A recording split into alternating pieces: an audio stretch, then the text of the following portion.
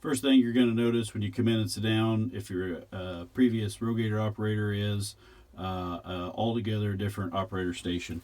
All the controls are completely different than the old RoGator. So when you sit down, you pull the steering wheel back, you're going to see a new dash. The keys off here to the right. There is a coil, so if it's cold out, you will see the coil light up. You need to let the engine grid heat up if it is cold to start. There is an automatic battery disconnect now. There is no disconnect outside or manual. It's automatic. Every time you shut the machine off, 30 seconds after you shut the key off, the disconnect will hit. So to start it up, just reach over and hit the key. It takes a second and then it fires right up. Notice the parking brake light is on. We have a fuel gauge right here. We've got engine temperature, we've got pressure, and we've got a diesel exhaust fluid gauge right there. Over here next to the hydro handle now is parking brake and some other controls. This is the parking brake, this is the automatic throttle, this is the road field mode switch. But to make it move, if we release the parking brake and then we look up here, we'll notice that the ladder is coming up, but also notice that the parking brake lever stays on.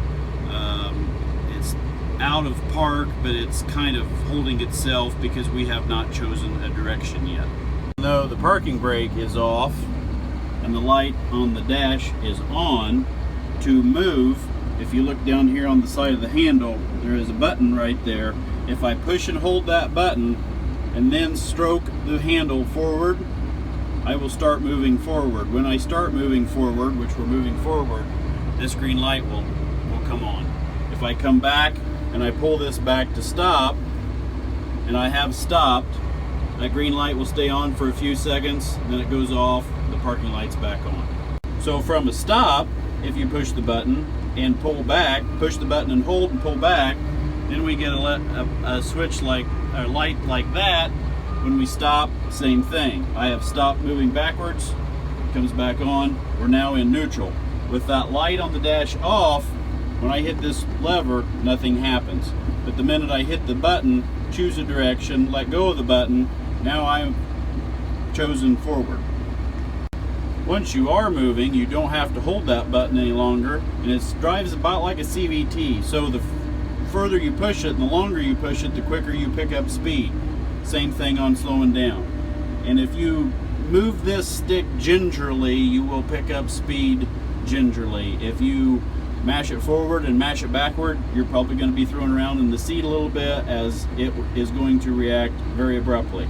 But anytime you pull it back and the vehicle stops moving, within a few seconds it's back into neutral and the stick does nothing.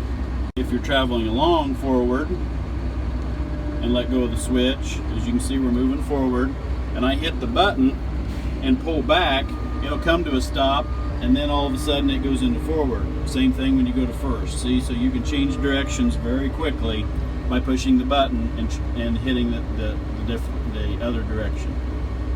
The screen, you'll notice when you go from forward to reverse, when you're in forward, it might look a few different ways because there's some different views that we can have this screen set up in.